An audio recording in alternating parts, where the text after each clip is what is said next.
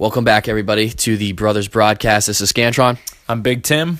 We're ready to go. Round two here. We're focused on the NBA here, and it just needs to be done. Really looking forward to it. You hear some great segments like why I hate LeBron and why Pig Tim thinks the NBA sucks. So let's get this rolling, baby.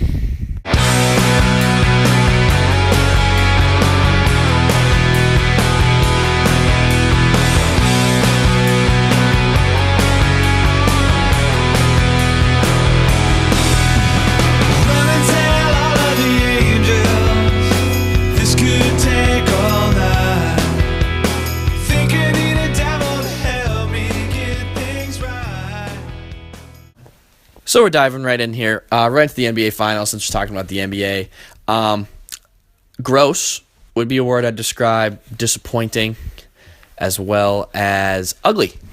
Yeah, I couldn't agree more. I mean, the NBA Final is just absolute trash right now. You will be patient as an NBA fan and a basketball fan to just make sure that you do not in any way, shape, or form enjoy the playoffs leading up to the finals. But you expect the finals to be fantastic, and I know it's the same old song and dance.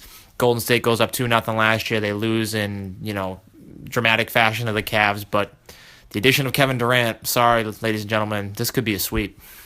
Definitely could be a sweep. Get the brooms out, and that brings me directly to why I hate LeBron James. So on this first segment of why I hate LeBron James, we're going to focus on a very, very big one, and that is LeBron's complaining. I can't stand it. Every time he goes to the rim, oh, it must have been a foul.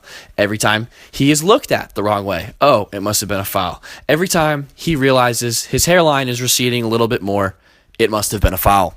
I mean, he also, in very fair comparison here, his hairline is far better than it used to be because of hair implants. Let's be honest here. But couldn't... And headbands. Yeah, indeed. I mean, LeBron James, you love to hate him, best player in the world, all that jazz. But he just does not have that killer instinct that we expect out of the best player in the world, the Michael Jordans of the world, the Magic Johnsons of the world. And he has 3 titles because he orchestrated some of the best teams in NBA history, not because he's a wonderful player. Yeah, I would agree. I think he totally is a big part of those great victories. And I personally think that Kevin Durant's thing is just as scummy, but we're not going to get into that today.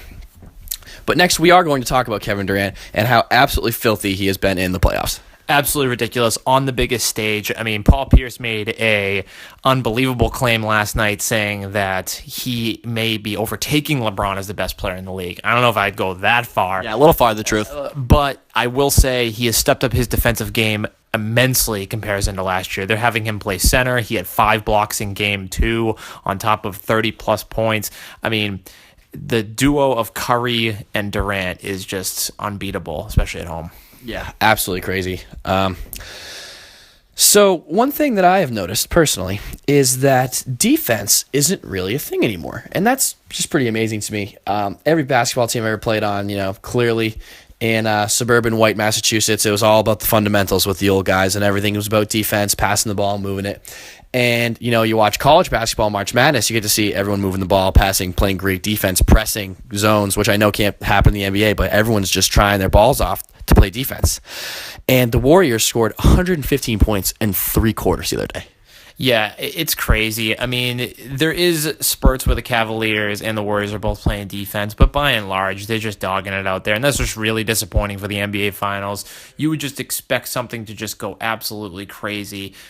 Last year, Game 7, when the Cavs won the Finals in dramatic fashion, it was 93-89. Those are the types of games that we should see in these NBA Finals, not 138-110. Just absolutely nuts. Amen, man. Amen. Also, quick break. Prez just scored. Screw you, Sidney Crosby. Okay.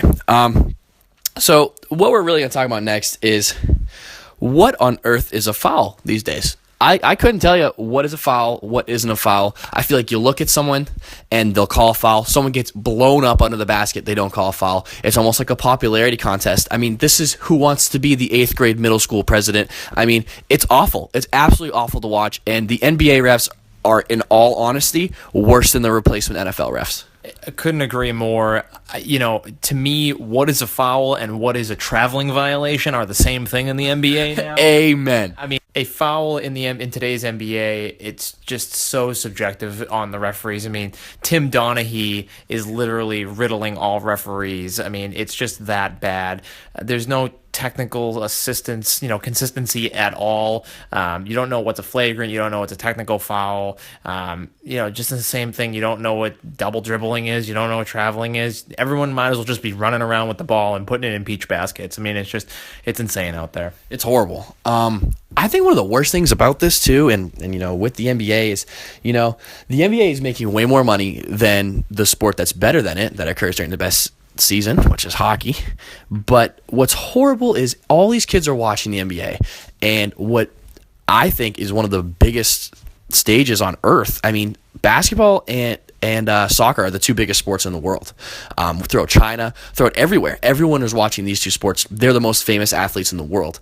And to see those athletes blatantly breaking the actual rules of the game, I mean, what does that teach the kids? I mean, you don't even have to learn the fundamentals. You can just walk and, I want to be like LeBron. I want to take 7 steps. And you're going to get called for it in your games. And it's just a horrible look. I hate it. I hate watching it. Yeah, I mean, the NBA product in general, and this is a greater problem, but the NBA product is so watered down. Not only is everybody trying to create superstar teams left and right, and the only way that you're competitive is if you have one superstar, never mind two. It's just an embarrassment. I mean, the only 2 teams this year in the NBA that play like the teams in the 1980s and the early 90s are the Celtics and the San Antonio Spurs. And it's because they play a team game. There's not one, there's a superstar, but there's not one person who can't sit there and make a shot or can't sit there and take somebody off the dribble and create their own offense. It's just crazy to me. It's these role players out there getting paid $6, $7, $8, $9, $10 million, and they're just a bump on a log playing 15 minutes a night. It's just not the way that the NBA was built originally. Yeah, it's horrible. It's tough to see, and I honestly hate to watch it. But the treasure of basketball, as it always has been, is always going to be March Madness, and I think that's just what I have to look forward to every year as an old school basketball fan. So I guess that's a me problem. So, little call to action for everybody.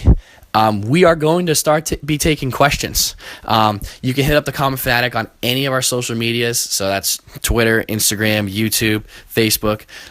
Hit us up on any of them and hit us with a question that is actually legit about sports, and we'll love to answer it. Also, you can comment on any of the blogs, websites, any way you want to contact us. And just make sure to keep listening, and hopefully we can add a segment in with some great questions for everyone and get some interaction going here.